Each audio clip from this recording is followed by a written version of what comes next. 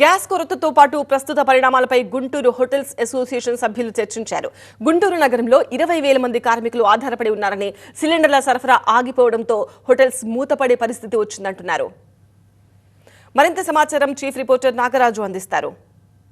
వాణిజ్య సిలిండర్ల కొరత hotel industry మొత్తాన్ని కూడా ఇవాళ తీవ్ర సంక్షోభంలో పడేలాగా చేసింది. దీంతో చిన్న చిన్న సిటీసు పట్టణాలు అనేక చోట్ల కూడా ఈ హోటల్స్ యజమానులంతా కూడా సమావేశమై భవిష్యత్తులో ఏ విధంగా ముందుకు వెళ్ళాలి, ఇవాళ హోటల్ నడపాలి అంటే సిలిండర్స్ లేకుండా నడపలేని పరిస్థితిని వాళ్ళు ఎదుర్కొంటున్నారు. ఇప్పటికే దీని మీద అధికారులకు కూడా తమ వినతిపత్రాన్ని ఇచ్చి ఏ విధంగా ముందుకు వెళ్ళాలి, ప్రభుత్వం ఏం చేయాలనే దాని మీద కూడా వినతిపత్రం ఇవ్వడం జరిగింది. ప్రస్తుతం గుంటూరులోని హోటల్స్ అండ్ అలైడ్ ఇన్స్టిట్యూషన్స్ అంతా కూడా ఒక సమావేశాన్ని ఏర్పాటు చేసుకుని ముఖ్యంగా వాణిజ్య సిలిండర్ల కొరత అయితే వేధిస్తుంది, బుకింగ్స్ అయితే ఇవ్వడం లేదు కాబట్టి ఇండస్ట్రీని ఇవాళ ముందుకు నడిపించే పరిస్థితి అయితే లేదని చెప్పేసి ఒక సమావేశంలో చర్చ అయితే జరుగుతుంది. అదేవిధంగా రానున్నదంతా కూడా పెళ్లిళ్ళ సీజన్. ఈ సీజన్లో కనుక ముఖ్యంగా ఈవెంట్స్ ఒప్పుకుంటే ఆ ఈవెంట్స్లో ఏ విధంగా కూడా ముందుకు వెళ్ళాలి, ఇప్పుడు ఒప్పుకున్న ధరలు ఏ విధంగా ఉండబోతున్నాయి అనే అంశాల మీద కూడా చర్చ జరుగుతూ ఉంది. ప్రస్తుతం మనతో పాటు హోటల్స్ అసోసియేషన్ ప్రెసిడెంట్ ఉన్నారు. సరే, ఏ విధంగా ముందుకెళ్ళబోతున్నారు, ఏం చేయబోతున్నారు, ప్రభుత్వం వైపు నుంచి ఏం చేయాలని కోరుకుంటున్నారు? ప్రభుత్వం వైపు నుంచి అయితే మేము వినతి పత్రాలు అయితే ఇచ్చి ఉన్నాము. ఆల్రెడీ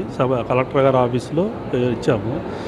శనివారంకి అయితే హోటల్ ఆగిపోయే పరిస్థితి వచ్చింది. హోటల్స్ కంటే కూడా ఈరోజు ఇంకా మేజర్ ప్రాబ్లం ఏంటంటే హాస్పిటల్స్ ఉన్నాయి, రోగులు చాలామంది ఉన్నారు. వాళ్ళ పరిస్థితి ఏంటంటే వాళ్ళ పాలు మిల్క్ లేని పరిస్థితి కూడా ఉంటుంది. దీన్ని ఏదో ఒకటి పెద్ద మనసుతోటి గవర్నమెంట్ ఆలోచించి సెంట్రల్ గవర్నమెంట్ ద్వారానే ఏదో పరిష్కారం చేస్తే ఒడ్డున పడతాం.